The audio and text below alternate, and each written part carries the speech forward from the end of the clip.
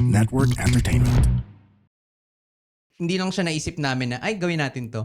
Kasi na-encounter talaga namin as a tertiary institution na ang tagal-tagal ng patients namin nagsistay. Kasi meron kaming weekly parang meeting or census na parang, oh, yung patient mo, ilang araw na dito, ganito lang yung sakit. Bakit? Nagka-infection, ang tagal ng CT scan.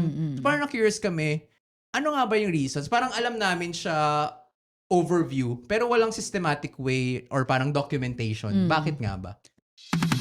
Welcome to Behind the Science podcast. New episode every Thursday at 7 p.m. Magandang araw mga kapasiyentista at welcome sa isa na namang episode ng Behind the Science podcast. So ngayon, studio recording tayo. Second time lang ito sa podcast na nag-record tayo sa studio. And this episode, we are joined by Kwentong Callroom, sina Dr. JB and Dr. Ella. At the usual, bago natin pag-usapan yung isa sa mga naging research nila, formal introduction muna tayo as usual sa ating mga guest. So si Dr. John Jefferson Besa is a public health physician and kinuha ko lang sa LinkedIn. Very post-grad pala ito. Ay, oh my God. Speaker, lagot ka! Hindi updated yung LinkedIn ko. Wala, i-update mo sila. Ako na lang mag-intro. Go. And so, Dr. John Jefferson Besa is a public health physician and board-certified internist trained at the University of the Philippines College of Medicine and the Philippine General Hospital. He holds a Master of Public Health from the Harvard T.H. Chan School of Public Health and currently serves as Senior Health Program Officer at the Philippine Health Insurance Corporation and Clinical Associate Professor at the University of the Philippines. His research spans evidence-based medicine and significant experience developing clinical practice guidelines, systematic reviews, meta-analysis, and original research. So welcome, Doc JB, sa podcast. Singit ka na naman. Ako na mag-introduce sa sarili. Hindi updated yung LinkedIn ko. Kung sa LinkedIn mo na O sige. Ay, Baka may student ka pa dyan. Ano nakalagay sa LinkedIn? May pinagawa ko kay tamang gamit lang ng ChatGPT, Claude at Gemini. Inungkat. Diyos So, ko. Baka may masabing mali. Verify mo na lang kung sige, tama sige. itong One naungkat at a nila. time. Sige. Okay. So, Dr. Ella May Masamayor is a board-certified internist Ay. endocrinologist Correct. and associate professor at the University of the Philippines College of Medicine. Correct. She has served in clinical, teaching, and consultant roles across institutions including the Philippine General Hospital, San Beda University, and That is. Metropolitan Medical Center. Alam na Galing alam. eh. Okay. Beyond Oo. clinical practice, she is a published writer, having contributed personal essays to the Philippine Daily Inquirer and Esquire Philippines. Ah, Ay. tama naman, no? Fairness. Tama naman. Wala. Gemini, Yes, correct. yes. Thank you. Wow. Award yan. Okay, tama naman. Galing. Oh. Ayun. So, ayun, the usual, bago natin pag-usapan yung naging research nila tungkol ito sa kung bakit tumatagal yung mga pasyente sa ER. At, Sa hospital in general. Yan, sa hospital in general. So, bago natin pag-usapan yon, kilalanin muna natin sila as well as yung naging journey nila as a doctor, kung paano sila naging doctor. So, first question palagi sa podcast, paano kayo naging doktor? Anong origin story ng pagiging doktor niyo? Ako kasi, pinaka mababaw na reason ay gusto ng magulang. Parang ako yung cohort na parang, mag-doctor ka or mag-lawyer ka. Tapos parang at that time, yung mas morally correct. Morally correct. Hindi kasi parang may negative connotation talaga sa akin yung lawyer nung bata ako na nagsisinungaling. So parang, sige doktor ako para nanggagamot. Tapos siguro na-cement yung experience na yun nung na-hospitalize ako nung high school ako for severe dengue. Tapos parang na-imbibe ko na parang okay, parang bukod sa gusto ng magulang ko na masunurin akong bata, gusto ko maging katulad ng mga tumulong sa akin nung na-hospitalize ako for severe dengue. Tapos yun na, tapos yung choice ko ng pre-med, ng course ng college ay dahil pre-med siya, bio. Hindi ko inisip noon na maging prof, na mag-PhD. As in pre-med ko talaga siya. Tapos yun na, med school, and na-enjoy ko naman siya nung med school. And yun. So, yun Paano yung yung quick- severe dengue? Gano'n ka-severe yung severe? Ano talaga, suka dugo, ganun. Ganun mm. kalala. Tapos, in retrospect, malala na pala yun. Kasi parang at that time, parang okay lang ako. Parang ay, sumuka ng dugo na parang isang lababo. Parang okay. Parang hindi ko na-feel yung severity noon. Pero parang nung nag-aaral na ako ng meds, nababasa ko na siya, malala pala yun. You could have died. Oo, di ba? I could have died talaga. Muntik na ako maging kwento nun. Pero buti naman, nakaraos naman. So, yun. Yung dengue ba, may vaccine ba yun? Or talagang pinaparecover ka lang sa hospital? Nung time na yun, walang pang vaccine. Ngayon kasi may dinedevelop, pero hindi pa siya parang widely recognized. May mga dinedevelop na vaccine, pero strictly speaking, hindi pa siya vaccine preventable. Ang dengue sa ngayon. Interesting. Ngayon lang ako nakamit ng tao na almost. Survivor. Ah, talaga ba? Survivor. Talaga. Pakilala kita sa mga...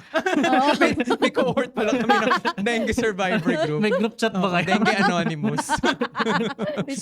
may group chat nga. Oo. Ayun. So, from Doc JB, kayo naman po, Doc Ella. Ako, ano naman siya, parang, I guess this shows the importance of mga influence sa buhay mo siguro growing up. Kasi, I don't know why, pero ang mga naisip ko lang na trabaho when I was a kid, 3 lang, doctor, engineer, lawyer. Tapos sa 3 yon, doctor lang yung gusto ko. I mean, not that gusto ko siya na parang, hindi ako yung type na may stethoscope picture, may lab coat picture, wala. Pero parang dun sa 3, by process of elimination, yun yung pinaka nagustuhan ko.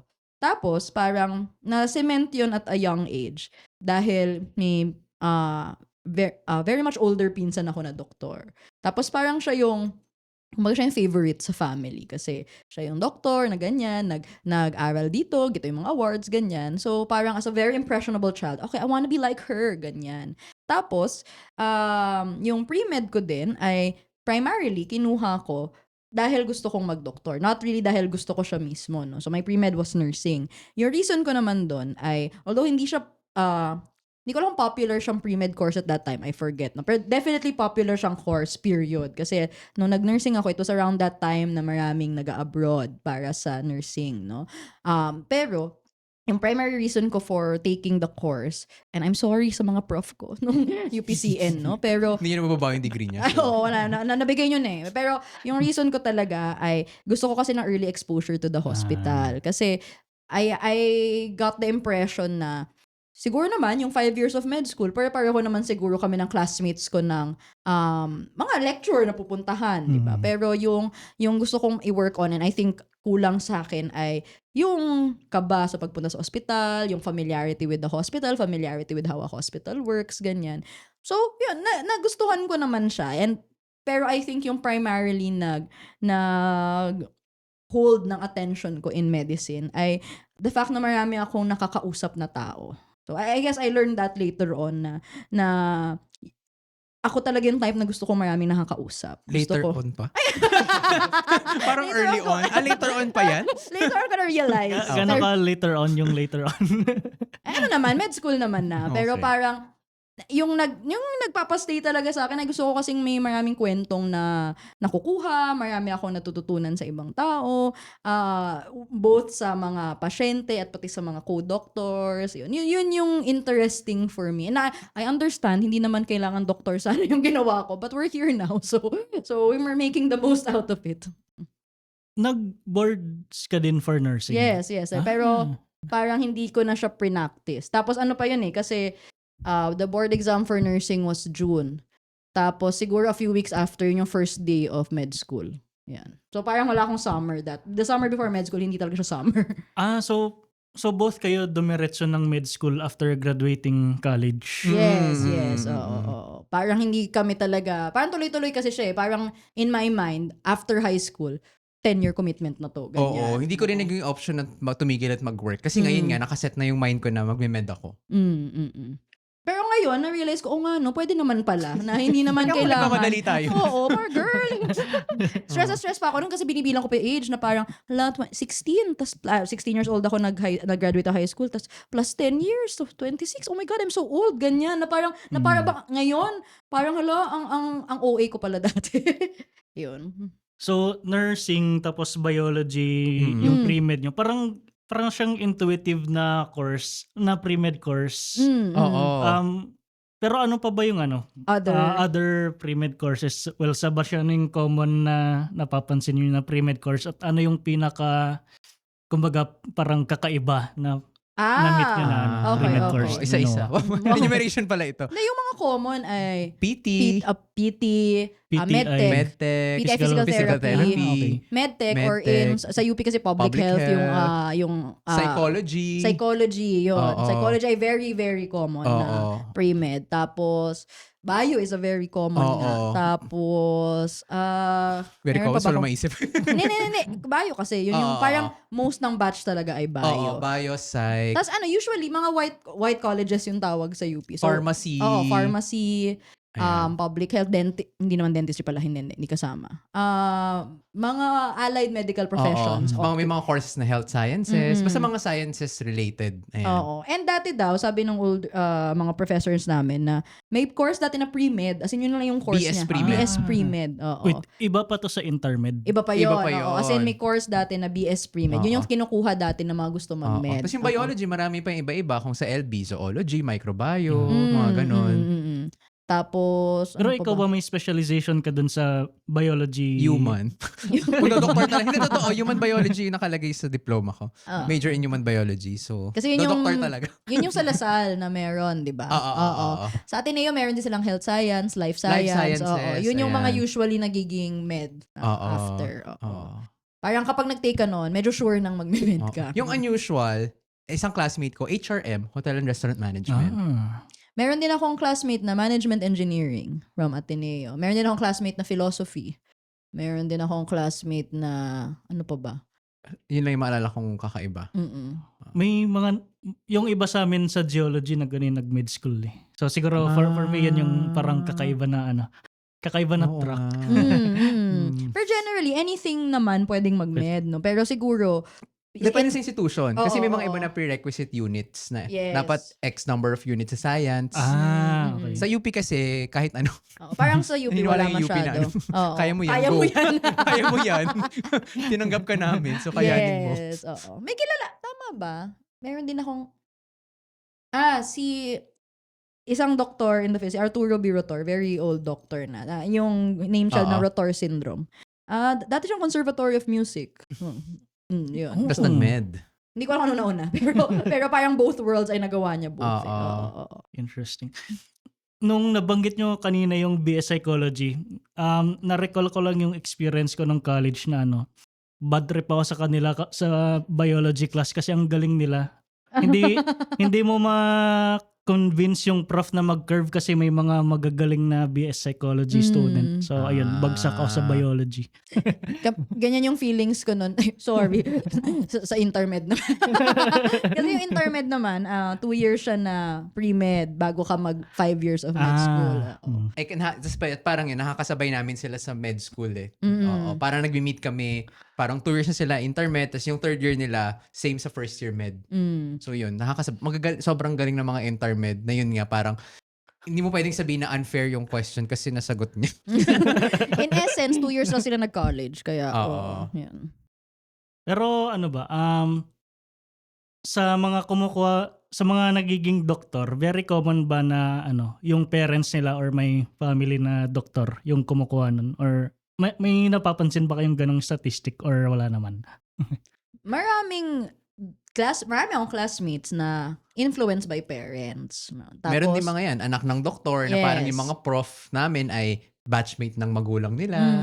Mga ganon. Tsaka may recall sa last name. Yeah. So, I guess influence din. Kasi, may naalala ko, hindi ko maalala kung anong batch yun eh. Pero sabi niyan, hindi daw niya alam yung mga nag-opisina dati. Kasi lahat ng kamag-anak niya doktor. So, ang alam niya lang na trabaho ay nagkiklinik. Sumasama sa clinic ng magulang. Oo. In the same way na ako. Nag-rounds. Hindi ko alam na ganun pala yung work ng doktor dati. Kahit gusto ko mag-doktor, hindi ko alam kung ano yung mga specific day-to-day ng doktor. Hanggang pedia consult lang yung alam ko. Kasi Oo. yun yung nakikita kong doktor Yes, ganun Oo. lang. Pero siya, baliktad. Di niya alam yung nag-opisina, di niya alam Oo. yung may time in, time out, ganyan. Oo.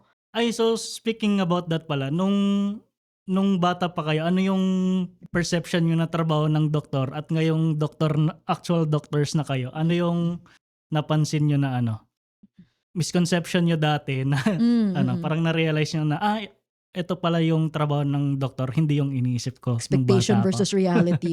Tsaka Ganyan. sa akin kasi meron akong pedya talaga ng bata na sa kanya ako lumaki. So, pag meron kang sakit, pupunta ka sa doktor, tapos magagayon siya ng step, tapos parang bibigyan ka niya ng gamot, tapos gagaling ka. Ganun na yun. Yun na yung perception ng clinic. Pero nung nandun na ako sa med, parang hindi ko in-expect na nagjo-duty pala siya. Parang may, pinagdaanan niya pala yung magsistay siya sa ospital ng matagal. Akala ko parang, 8 to 5 lang.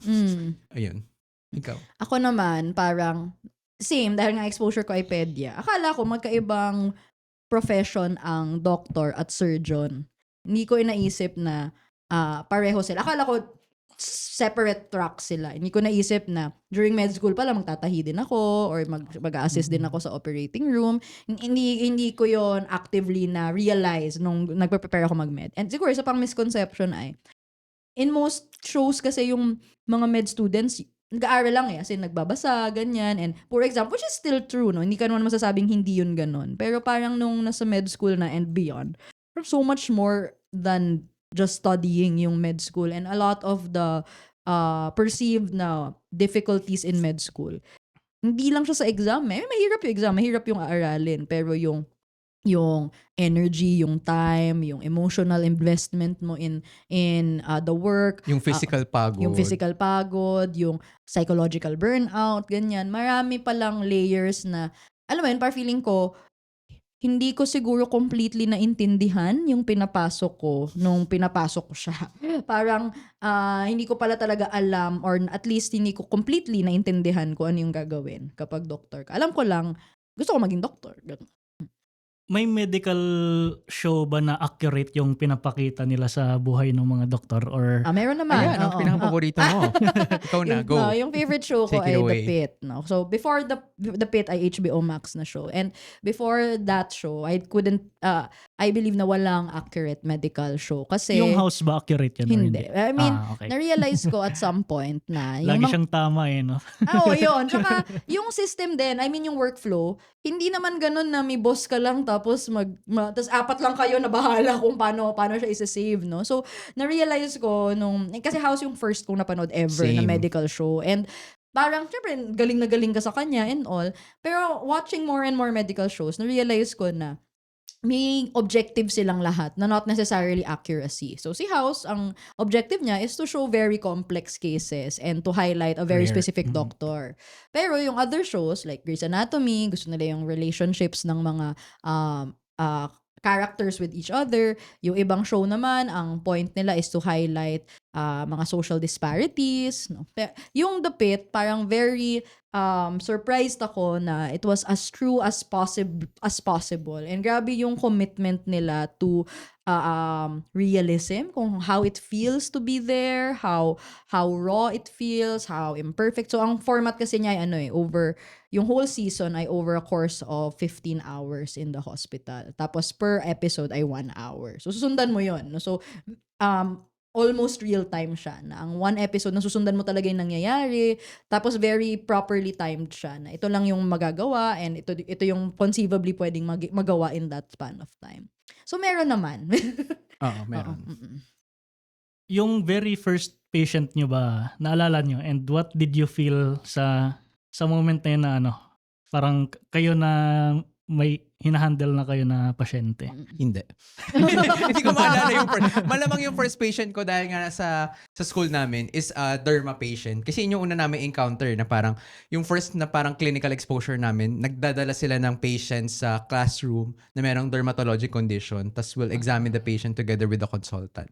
Siguro yung memorable na lang na ako yung parang isa sa primary nag-handle. Nung resident na ako, kasi pag resident ka na after graduation, nakataya na yung lisensya mo, ikaw na yung magpapanage sa kanya. So yun, naalala ko yung patient na yun kung saang bed siya. Hindi ko na maalala yung, ako na to, it's a meeting, hindi ko na maalala yung pangalan niya. Pero naalala ko yung bed niya, naalala ko yung condition niya noon na parang meron siyang superior vena cava syndrome from a malignancy. Basically, parang yung bukol, nako-compress niya yung isang malaking ugat which causes a lot of symptoms.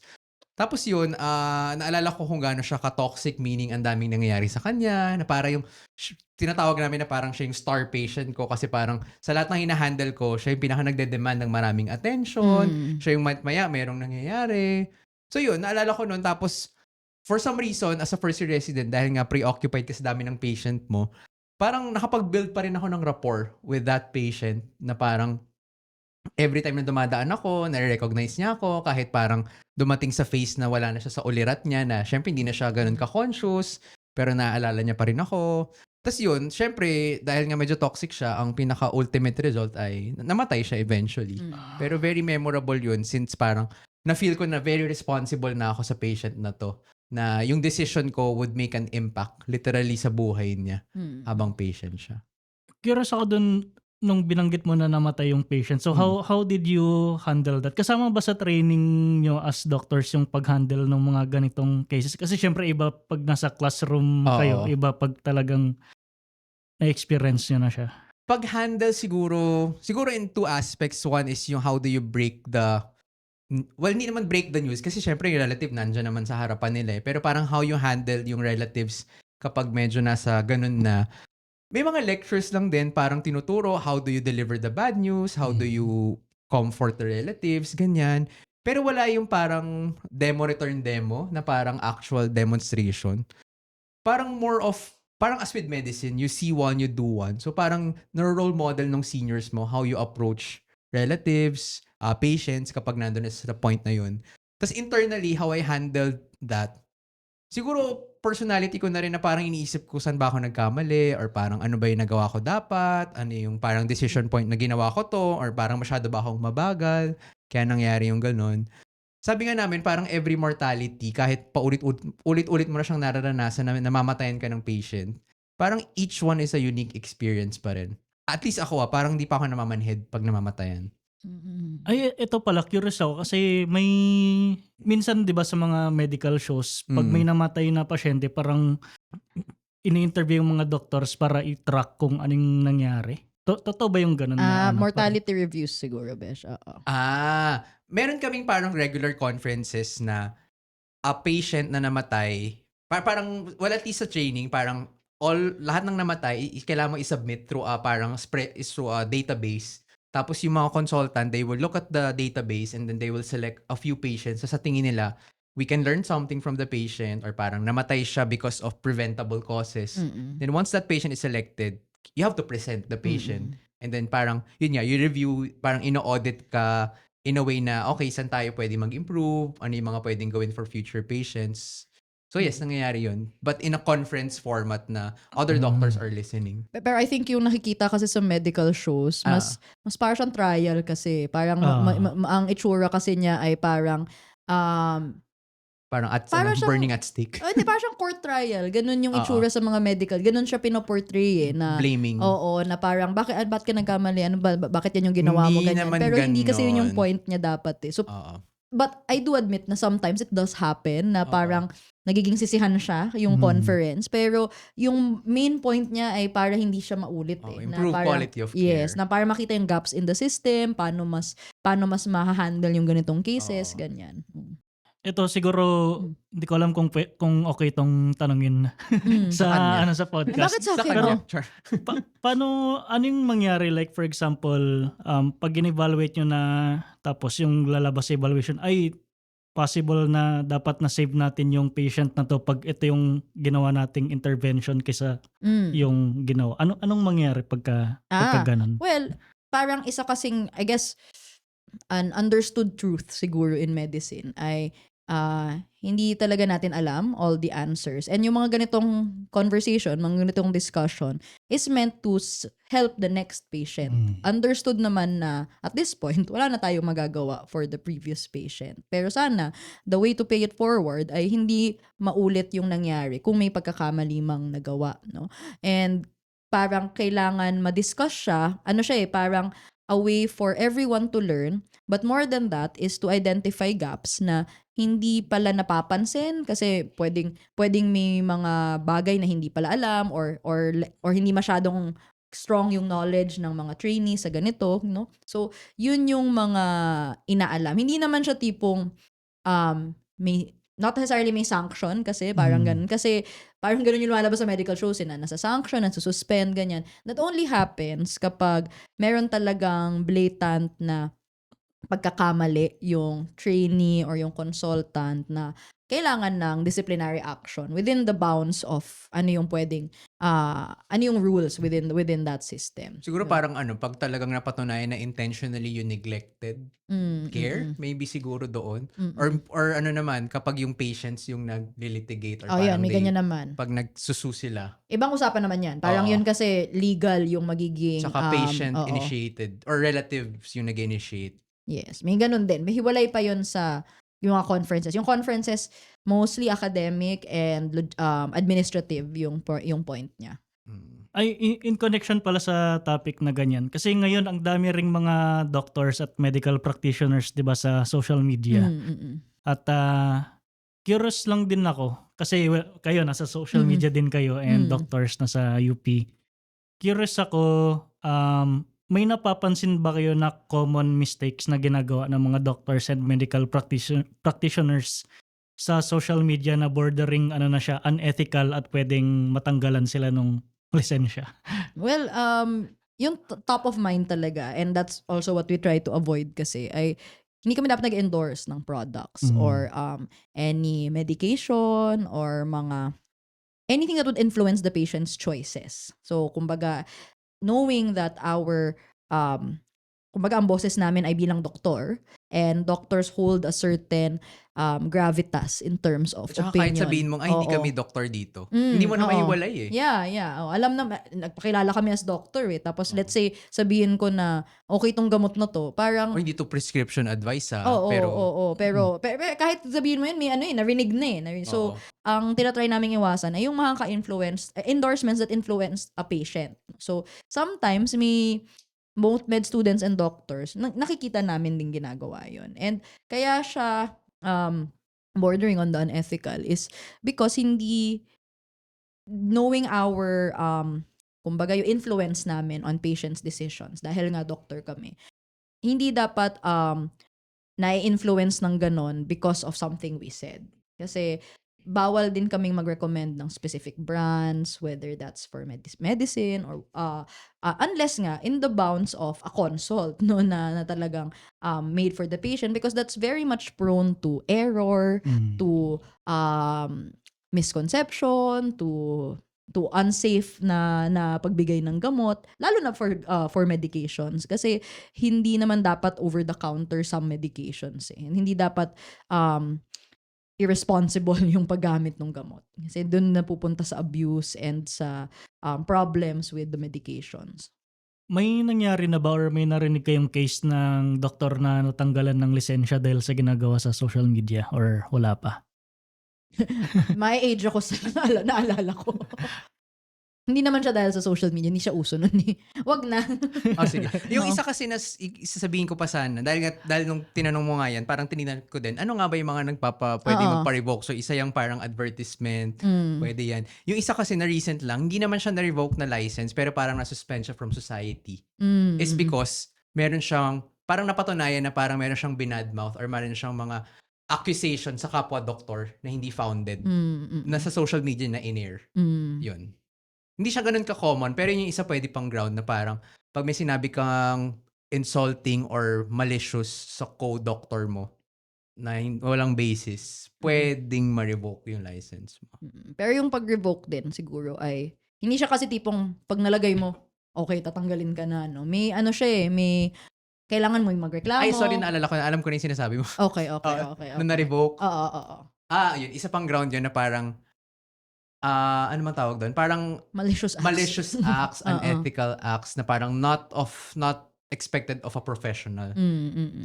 But to be fair, feeling ko kasi masyado siyang sikat. Kaya parang talagang bulong na lang namin sa'yo. Very blind item yung atake. Wala tayong papangalanan, baka Pero okay mapahawak naman na siya tayo. ngayon. Okay na siya Successful ngayon. na siya ngayon. Pero ayun nga Naibalik kasi, na yung lisensya. Naibalik ba? hindi ko alam. Mo ko i-fact check dyan. Hindi ko alam. Hindi ko alam kung naibalik eh. Ayun. ano na pala tayo, nakaka 30 minutes na tayo pero Really? Oh. hindi ko pa, wala pa akong natatanong tungkol sa paper Ay, niyo. sige, pwede naman na. Oo. Lipat na tayo. Okay, Alam, okay. sige na, ano bang nasa paper na yan? Oo, ano nga bang nasa paper na Sige, yun? go. Oo. Nakalabas na yung paper. So, ang title ng paper ay Prevalence and Predictors of Prolonged Length of Stay Among Patients Admitted Under General Internal Medicine in a Tertiary Government Hospital in Manila, Philippines, a retrospective cross-sectional study. Okay. So, first Big question words. palagi sa segment na to, can you explain your paper in one sentence tungkol saan ba? Ay, ikaw na Yan. yun. Oh, ikaw, primary author. Sorry, sa segue ko lang. Huli ko itong pinag-usapan ay sa isang interview sa scholarship. Yun na yung huli.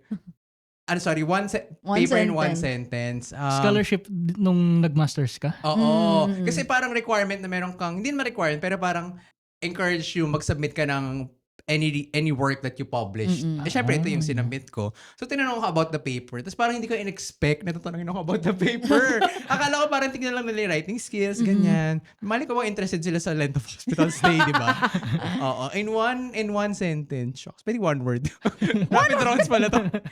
Parang basically, bakit Oo, nag-overstay? parang basically the paper investigates why patients stay for too long in the hospital and why they do so. Parang Longer than ganun. necessary. Ganyan. Oo.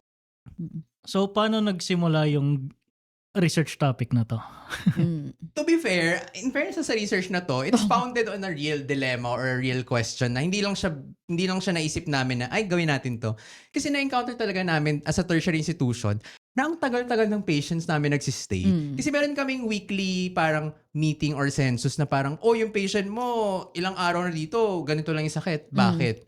Nagka-infection, ang tagal ng CT scan. So parang na-curious kami, ano nga ba yung reasons? Parang alam namin siya overview, pero walang systematic way or parang documentation. Bakit nga ba? So, Tsaka, doon siya nag-start. ano siya, similar siya dun sa natanong mo kanina about conferences tungkol sa mga namatay, no? So, kung may mga namatay, ano nangyari, part yun ng mga tinatanong na parang administrative na questions or conferences. Kasi parang ayaw din naman naming umabot dun sa mamamatay, magkaka-complications, and also for efficient use of resources. Kasi every bed na na-occupy, hindi makakapasok yung iba na nasa emergency room or have yet to be admitted. So, kasama yun sa logistics na tinitingnan. So, yung may specific committee sa department namin na tumitingin na, okay, Overstaying. overstaying census yung tawag namin dun na parang ilang days na to, bakit ganyan, bakit, kasi may mga patients din na they can last so long in the hospital. Oo, As in, 3 kilala na. months, ganyan. Months. Oo, months talaga. Hindi lang siya, basta 1 week, kung 1 week, mabilis na yun. Parang happy na kami kung makauwi siya in 1 week. Pero parang ang nangyayari, 3 months, siya lang na sa kamang yun. Tapos, parang ini-investigate what are the causes, anong hinihintay nito bago makauwi. And to be fair, a lot of patients are very complex kasi na Oo. parang hindi mo naman hindi mo masisi ba't siya matagal ng ganon. Pero tinatry siyang i-identify. Pero nung nag-usap nga kami ni JB, hindi pa pala yun kumbaga na do-document or hindi pa yun talagang na flesh out in a study yung mismong census. There's a census that happens every month. Pero hindi siya yung tipong nako-consolidate talaga. And ano din siya, parang mahilig kasi kami ni wow talaga, sinama, di ba? Yun yung mas gusto kong questions yung mga bakit matagal tong pasyente. No, not necessarily tong dalawang antibiotics sinong mas maganda. Hindi ako masyado na-interest sa ganung question. I'm sorry. I'm sure that's interesting for some people. Pero parang ako hindi Cancel ka ng IDS. Sorry. I love you IDS friends. Pero parang hindi yun yung nag-spike na interest ko na I mean there's a set of people who really like those questions. Pero ako mas gusto ko yung mga ganon, yung data on things that we do every day or mga current practices na bakit kaya ganito, yun. Saang hospital na? Pwede bang sabihin? Oo Naman, naman. Philippine PGH. General Hospital. okay. Oo. Pero limited lang sa wards that were Oo. Tsaka sa IM lang siya. yes, oo. Yung study. So, Internal medicine. paano nyo yun kinokolekta yung data? Lahat ng patient record, chinecheck nyo yun? Oo, madugo siyang hanggang- proseso. Yes, Kasi nung time na yes. yun, hindi pa electronic medical records. Oo. So, paper chart pa siya. Yes, So, meron yes. kaming RA, tapos pumupunta kami dun sa record section. Meron kaming list ng mga patient ID, bibigay namin doon. Bibigay sa amin yung chart, tapos bubuklatin namin. Meron Oo. kaming data collection form. tas hahanapin namin yung specific and that's not always Oo. obvious. Kasi kunwari, ang itatanong doon, anong antibiotic yung binigay? Hahanapin pa namin yun. Or ilang days siya Kasi nag-take ng minsan di naman antibiotics. standard yung way of Oo. writing ng mga doctors. Yes. So you have to deduce Mm. from the order niya, ano ba yung gusto niyang sabihin. Yeah, lahat ng papers nun, lahat ng chart nun or medical record ay paper lang. So parang alamin, ano kayang ibig niya sabihin dito, Oo. ganyan. Or parang issue pa kung naintindihan ba namin yung sulat. Parang, Oh, actually, no? ano kayang, ano daw? So ibig sabihin pala kayong mga doktor, minsan hindi nyo rin naintindihan yung sulat ng ibang Oo doktor. naman. Oo naman, oo. Hindi naman yan, Kahit anong context clues, parang, yeah, parang, talaga eh. Parang hieroglyphics. Yun. yeah, ano daw? Or, Picture ba to? Ano ba? Yes. Icon ba to? yung iba naman madali lang, like age nila o kaya Oo. mga ilang days sila sa hospital, bibilangin mo lang naman yon. Pero may mga harder questions like, naka-oxygen ba to? Ano mga contraptions niya? Kasi yun yung mga iniisip namin nun na it would explain bakit siya mas matagal. Like, ano yung mga kailangan niyang gamit? Kailangan ba niyang mag-undergo ng some operation or procedure? Ganyan. So kapag ganun, ibig sabihin, di ba ibig sabihin yan, pag may sakit yung isang tao, may expected kayo na duration nyo lang dun sa hospital para na overstaying. So, paano yun? Iba-ibang sakit, iba-ibang duration or nag-focus lang kayo sa isang sakit? Ayan. That's a good question. Yan pa yung isang research gap. Kasi parang at least sa hospital or sa Philippines, wala pang accepted na normal na parang length of stay na. For example, for pneumonia, dapat 5 days ka lang, uwi ka na. For heart attack, dapat ganitong number of days. So wala pang ganun. So actually, yun yung isang limitation ng study na we looked at a lot of diseases. Tapos we just had a literature basis kung ano yung mahabang length of stay. So it's based on literature yung cut-off namin. So yun pa yung gap na dapat nga per disease, may iba-iba. Kasi you wouldn't expect na magtatagal, for example, yung na-stroke versus yung nagka-pulmonya. Siyempre, mas uuwi nagka-pulmonya agad. Yung na-stroke, mas matagal. So yun. Yun yung isa ding common question nung pinapresent namin siya na pwede kasi yung cut-off namin na yun. It's long for some diseases but it's short for other diseases. Yun. So, gano'ng kadaming pasyente yung in-analyze? Ayan, Yan based na. sa paper. Oo. Ayan, 386. Ano to ha, in context, part ng residency research. Oo. So meron pa kaming clinical duty. So ito ay nakaw na oras lang. Yes. Pupunta kami sa record section na dapat office hours. Ayun pa, ano lang yan, very strict yung record section. Weekday, office hours. Tapos COVID pandemic to. Mm-mm. Oo, COVID pandemic. 2021. Yes. So Oo. parang, ano pa yun, medyo strict sila kung ilan lang yung pwedeng pumasok sa record Oo. section at a time, ganyan. Tama, Kailangan planado, ganyan.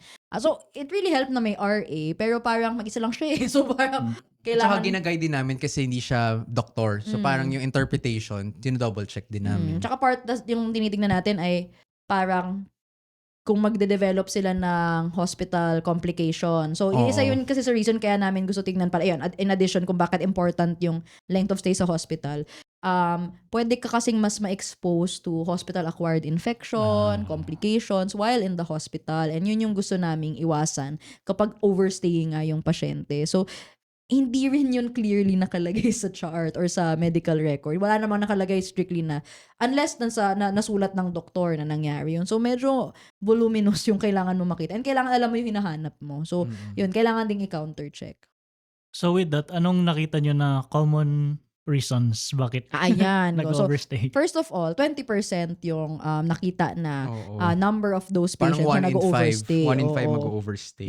Which Which is parang defined sa paper. Binalikan ko, kapag ER ka, pag more than 3 days ka sa ER, Yes. overstaying ka na. Pag naka-admit ka, more than 2 weeks ka. Medyo ano pa ngayon lenient pa yun. Yes, Parang yes. 2 weeks oo. to stay sa hospital, ang tagal Tagal nun. yun, oo. Lalo na kapag supposedly mabilis lang yung treatment dapat eh. So, ano na yun eh. Tsaka I think 2 weeks din yung gamit sa census natin na yun yung overstaying basis nun eh, census. oo. Oo. So, yung reasons, Ito, yung una, partially dependent on admission. Meaning, kapag hindi na fully functional yung patient nung to begin na-admit, with. meaning oo. kailangan niya ng assistance maglakad, maligo. Kapag hindi na siya fully independent of doing task, parang most likely magsistay siya ng matagal. Mm. Tapos, More co-managing services. Okay, yung co-managing services. So, yun yung kapag maraming doctors on board. So, usually may admitting physician ka, di ba? Pero, sometimes yung admitting physician will need the help of other doctors. Kasi, kunwari, may complication siya sa lungs or sa heart or sa infection, no? So, tapos kung hindi mo na yun necessarily, kumbaga, kailangan mo na ng additional help, kailangan mo ng more members of the team. So, nakita na pag mas maraming members of the team, mas matagal nagsistay yung patient. Yung possible explanations for that is, syempre, mas maraming differing opinions, baka mas maraming ipagawa, or mas maraming, pero ang isa ding, what do you call this? Isa ding pwedeng way to think about that is, it could be complex lang talaga yung case ng patient. Now, it could reflect na very complex yung case, very complex yung specialties that have to be involved, and not necessarily because mas maraming opinion. So, yun, hindi na yun masyadong na Yung isa pang further possible down, explanation, minsan kasi pag, di ba, yung, ano nga yung sinasabi na pag maraming nagluluto, too nasa-spoil chefs yung spoil the broth. broth. Too many So chefs parang spoil the minsan broth. kasi, pag ang daming gustong umambag, ano nang direksyon natin? So Yes, parang yes. tumatagal yung patient. Kasi hindi kayo magkasundo anong gagawin natin. Yun. Yan. Yung isa ay Yung dito Hindi. pa ay infection na ba? Hindi, kapag mas matagal yung duration ng intravenous antibiotics. Okay yun. Sige, go. Basically kasi, parang pag ganun, ang isang explanation dun ay baka merong hospital-acquired infection yung Yes. patient, kaya mas matagal na kailangan. Kasi marami kasing antibiotics na 14 days, 7 days, 21, na may hindi mo, 21 21 days. days, na wala kang choice, sa swero dadaan. Yes, So, hindi mo siya pwedeng pauwiin. At tapos, kailangan ganun yung duration kasi ayaw mo mag-develop ng Yes, ng Antibiotic resistance. resistance. Tsaka hindi rin siya gagaling pag bitin. Yes. Oo. Oo. Tsaka guidelines-based naman sila. And sometimes, hihintayin mo pa yung culture, or it could be, ang isang hindi na specify din ay, if it's a new infection, if it's para kasing minsan matagal bago mo mahanap yung antibiotic na kailangan. Kasi culture mo pa eh. Oo. Oo, papatubuin mo pa siya. Medyo complex yung pwedeng mangyari. Maraming permutations. Yun yung mga parang Main. may statistical significance. Marami kami in-investigate pero yun yung lumabas na statistically significant.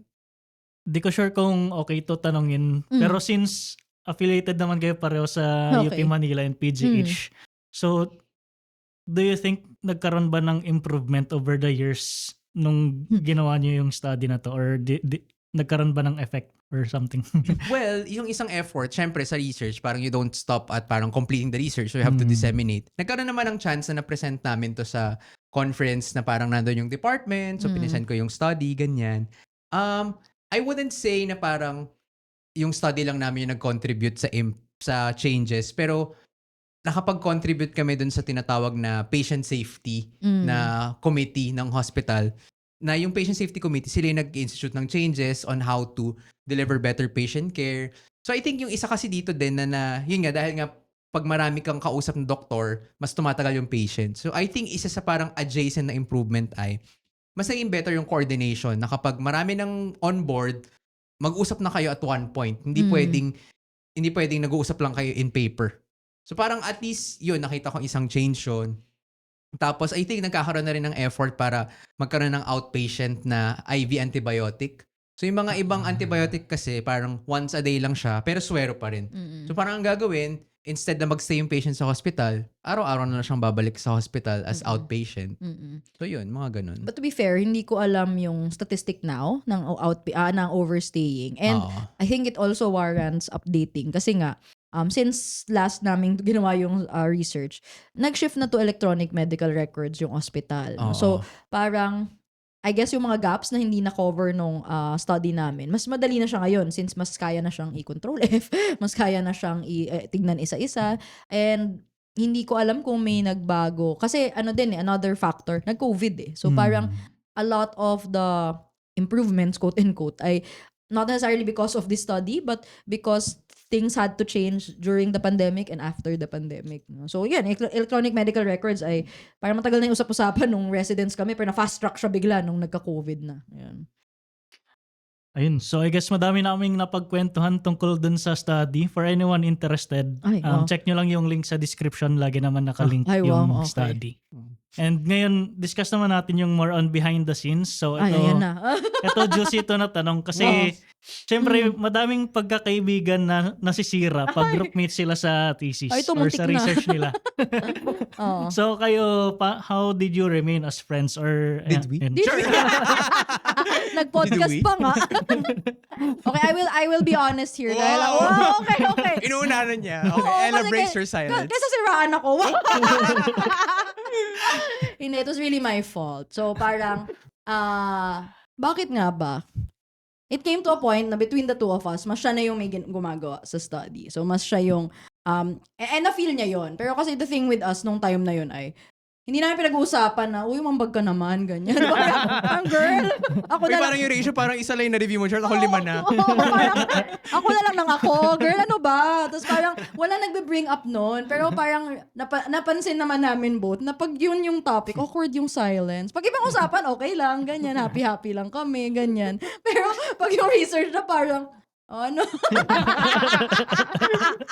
Very nag-change yung mood. Oo. Na, admittedly, parang, it was really my fault. As in, I take full responsibility. Kasi nung mga, ano kasi, when you, sa institution namin, yung research partner mo, yung research partner mo for the whole 3 years. And kailangan makaproduce kayo ng Wait, dalawang to be study. fair, yung una naman, wala namang alitan Oo, yun. yun nga. Meta-analysis yun eh. Yes. And actually, very, kami noon, very, parang bibong-bibo pa kami noon. No? Oo. Oo.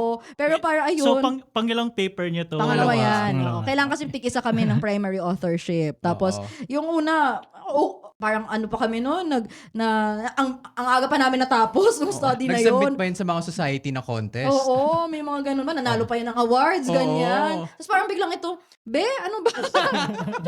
Ano din, actually, yung study na to, nung start, mabilis kami na-approve Oo. sa mga ethics board, mabilis naming nabuo yung protocol. Hindi siya, pero parang nung ini-execute na, parang, ako personally, parang, hala, ito pala, ang dami palang gagawin. Na parang, oh my God. Pag Tapos, kinapit yung sample size, totoo ba yung sample size mo? 400? Oo. So parang yun na nga. Tapos I think natapos naman siya, obviously nabuo naman siya. Pero parang napag-usapan na lang talaga namin siya nung nakakatawa nung parang batch outing ng batch namin. Tapos parang nung Oo nga. Oo, hindi kasi kami malakas uminom. Yung mga batchmates namin umiinom na. So parang yung natira na lang dun sa isang room ay kaming dalawa plus 2 or basta 2 of our friends. Tapos parang ewan ko, nag-emotional ako. Sabi, A mediator yung isa. hindi, wala. Parang ewan ko ba Hindi naman ba't nag-away napunta na dun? ano. Ay, hindi naman away. away yun na confrontational. Hindi, na-bring up. Parang retreat, ganun. Oo, hindi, batch outing Hindi, lang pero yun. parang retreat yung atake. Ay, Parang oo, kukuli, parang ganun Oo. lang. Hindi, pero siya, to be fair, hindi niya bringing up ever. Parang ninulok niya lang na walang kwento yung best friend niya, ganyan. tapos parang nung yun, sabi ko sa kanya na, akala ko mawawala na ako ng best friend nung time na yun. Tapos parang siya, parang yung input naman niya, naalala ko yung reply mo nun, ay, na-feel mo pala yun. So parang yung ano niya ay, may naramdaman naman pala siya. Tapos yun na, Oo. nag-hug na kami. Buti Nag-hug na kami. Yung pagiging passive-aggressive ko. Oo, ayun na. Pero kailan nyo naayos yung differences nyo na yun? Bago natapos yung paper or after na Tapos na. na-submit? After na ata. Oo, nasubmit kasi ano yun Pero eh. before publication naman. Oo, before After lang publication. masubmit as a research requirement. Yes. Kasi parang yung outing na yun ay, naalala ko pa, besh, December 20 to 21 yun. Talaga ba? Oo, sa Batangas. Tapos parang before then kasi mga end of November dapat ma-submit na yung end of November ba or October? Basta dapat before December. Tapos na yung research. Kasi kung hindi kayo tapos, di kayo graduate kasi ganun yung bigat ng research requirement. So natapos naman siya by some miracle. Tapos ayun, the miracle being JB. So, paano ka bumawi? Ikaw na lang sumagot kay reviewer 2. Paano? Hindi naman din. Ano ba? Hindi siya bumawi. Parang hindi ako bumawi.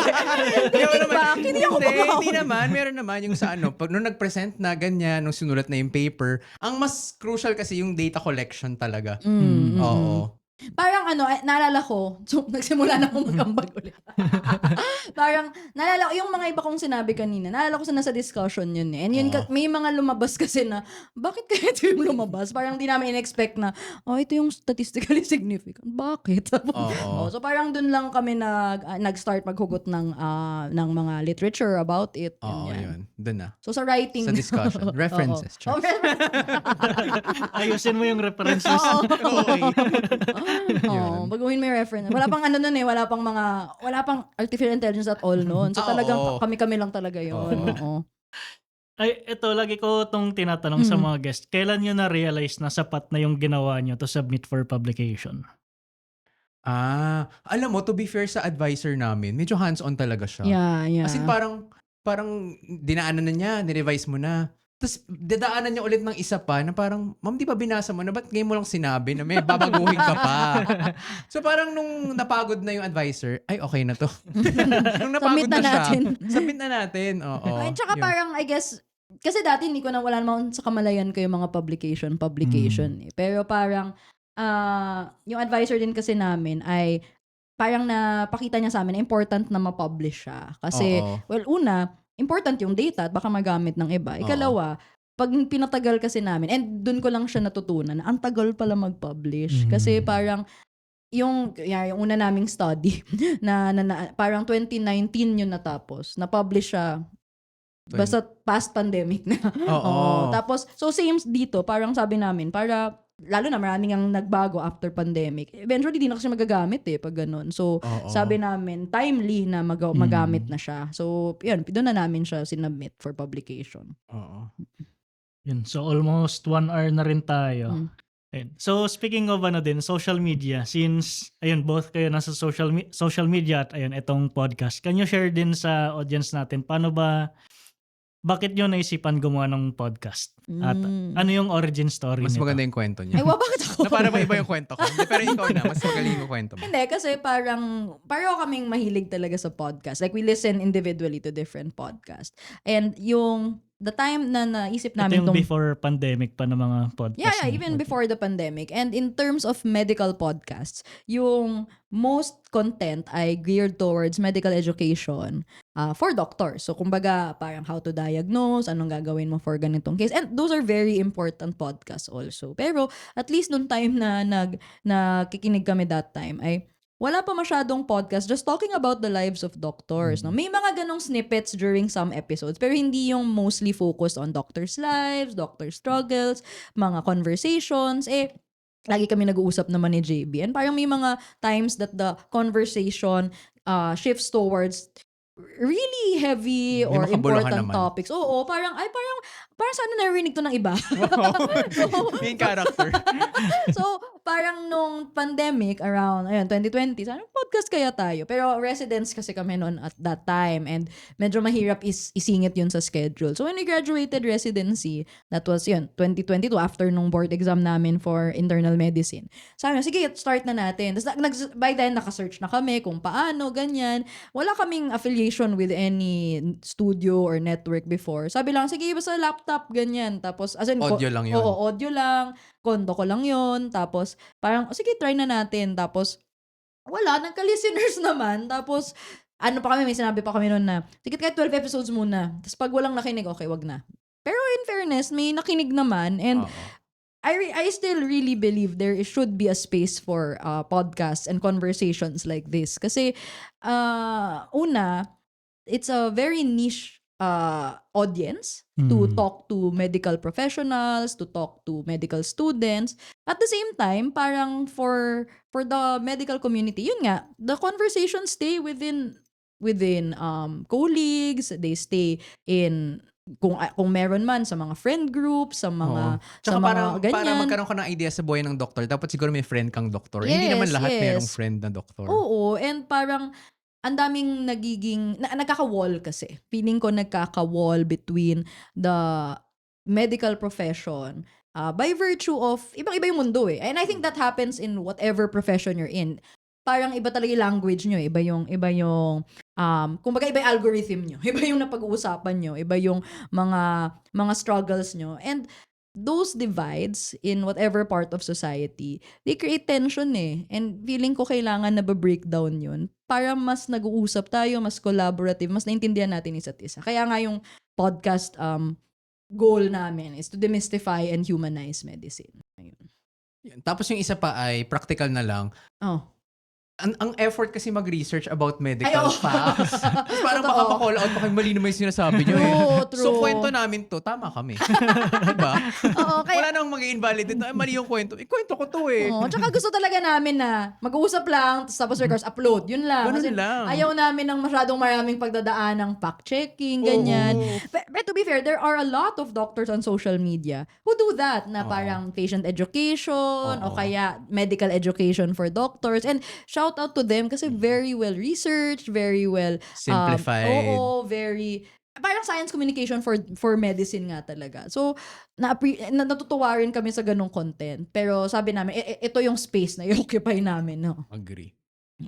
Pero paano nyo na-grow yung community nyo within 4 years na, di ba? 4 years, yeah. Paano nyo na-grow yung community nyo na yon? At syempre, siguro ano na rin, part na rin ng tanong ay, paano, ano yung sa experience nyo na to na 4 years kayong tuloy-tuloy every week may episode, ano yung tips din na mabibigay nyo sa mga ibang science podcasters? Wag na baka may competition. Oh! Hindi, Bastos? So, joke lang. Nag-grow yung community. Siguro yung authentic sharing of experiences na parang kung ano yung kwento talaga namin. Tapos I think people found parang charm or parang appeal Yes. na very raw. Na hindi masyadong pretentious yung pagkukwento, hindi masyadong sinusugarcoat. Tapos, nung mga unang years, talagang ang naging parang haven nung community ay Twitter pa noon. Tapos parang we try to engage people by asking questions. Tapos we want them to share their experiences. Kasi parang gusto nga namin, makisali sila sa kwentuhan, di ba? So yun, tapos siguro tip, kailangan may plano.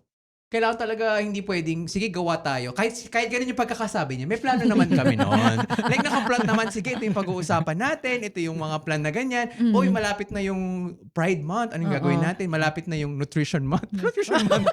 Hindi, buwan ng wika. Buwan ng Plano wika, natin may plano yan. naman. Oo. So parang, binabudget naman namin yung recording in such a way na, wala na tayong bangko, mag-record na tayo. Kahit condo mo lang naman. So, may game plan. Kailangan may game plan. At saka din, parang hindi naman namin kasi kailangang mag-weekly episode. But we really made it a commitment na kailangan every week may episode. Kasi tanggap naman namin, and I guess tip na din yun, tanggapin na natin na hindi lahat ng episode ay gusto ng lahat ng tao. Oo, papak na pak. Oo, may mga episode that would appeal to some more than others. May mga episode na Na hindi minsan, nila nagugulat kami, ha? Oo, Bakit parang nagustuhan nyo to? niyo yun? Parang, that was not our best work. Pero, Oo. pero parang, hindi mo naman kasi Ano alam. yung episode na yun? Yung resign. Oo, meron kaming episode last year na parang, hindi namin alam ba't ang dami nakinig. Pero salamat. Pero Yung it was title about, niya ay Tara Resign. Oo, About tapos- resignation. Oo, Feeling tapos ko marami gusto resign. mag-resign. kasi ang dami talaga na naungusan niya yung episode Bo namin Sanchez. with Ay, sorry. VP Lenny. Na Oo. parang, Parang si Bo Sanchez. hindi. Madami pala kayong pina-resign na mga trabahante. Oo, sa comment, sabi niya, ito na yung sign. Oo. Nadamay kami. Yes. And ano nga talaga, parang just show up kasi hindi mo alam who will resonate. What will resonate with your audience. Oo. Tapos, tanggap din kasi namin na hindi naman kami magugustuhan ng lahat. Agree. And okay lang na hindi. Kapag may haters ka na, no? You made it. Nagka-haters ba kayo? Ay, oo. Oo, meron, oo. Meron naman. Tapos parang akala ko dati di ako ma-hurt pala. Anong sinabi? Marami na kasi different reasons. Oo. Yung isa ay, basta nag-try kasi kami mag-hospital horror stories.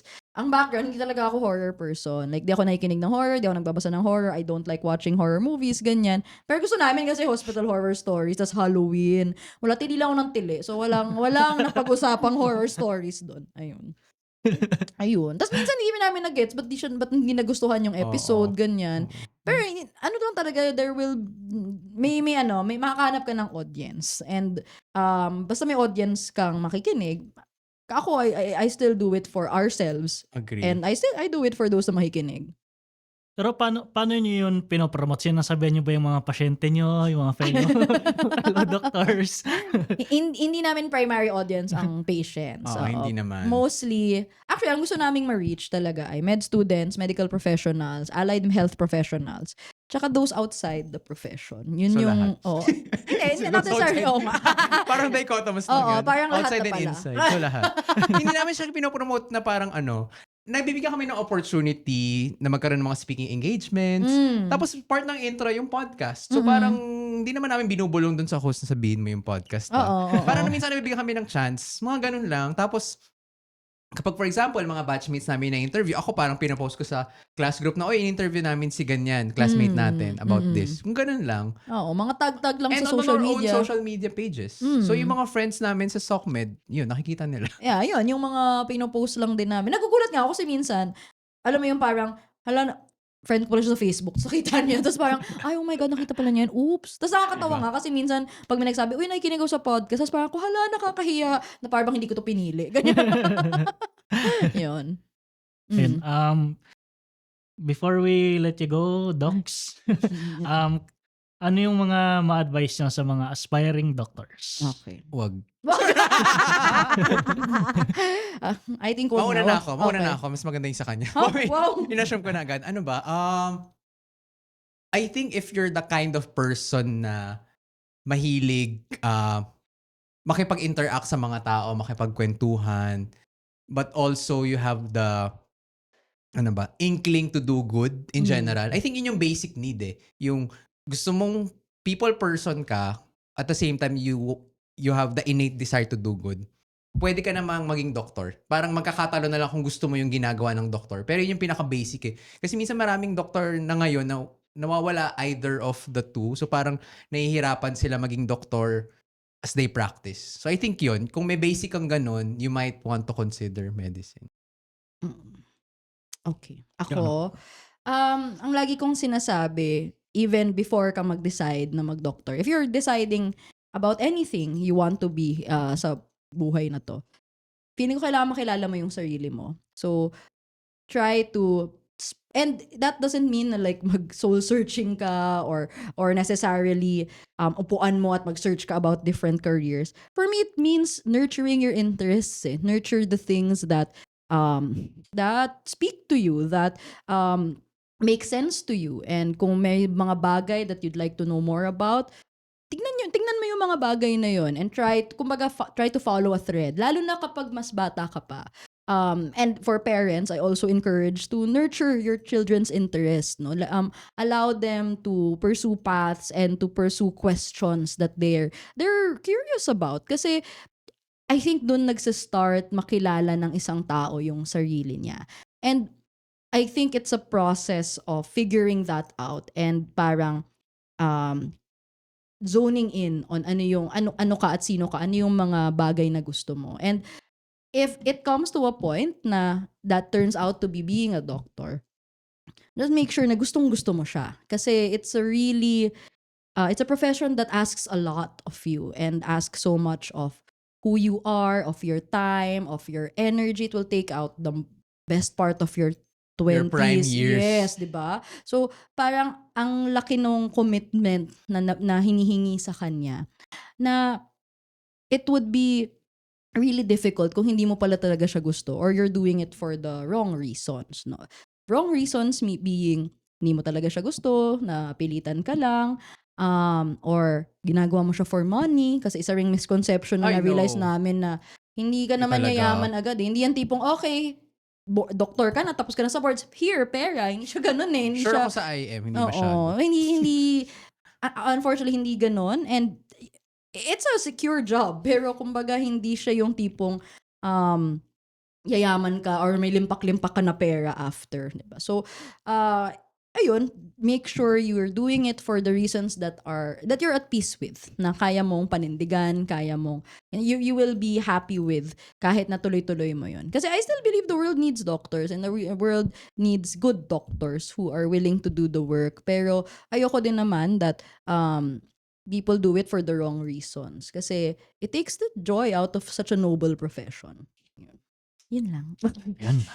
And last question, anything to promote yun, yung kwentong call room. Ayan, ay course. kago. Okay. Ano daw?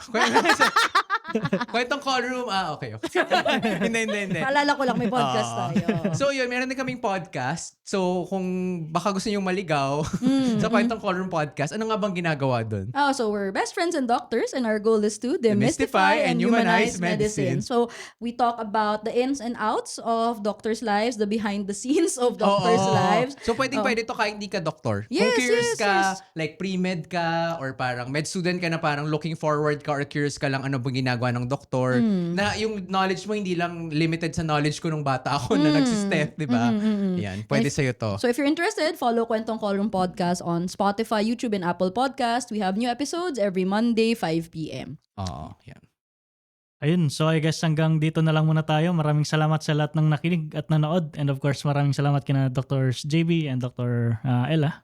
See you everyone next week. Madami pa tayong pag-uusapan na research na ginagawa ng ating mga Pinoy scientists. The opinions of podcast creators, hosts, and guests are not necessarily reflective of the official stance of the Pod Network Entertainment, its hosts, or other network programs. The content created by the people behind the podcast is personal and not meant to harm any religion, ethnicity, group, organization, company, or individual.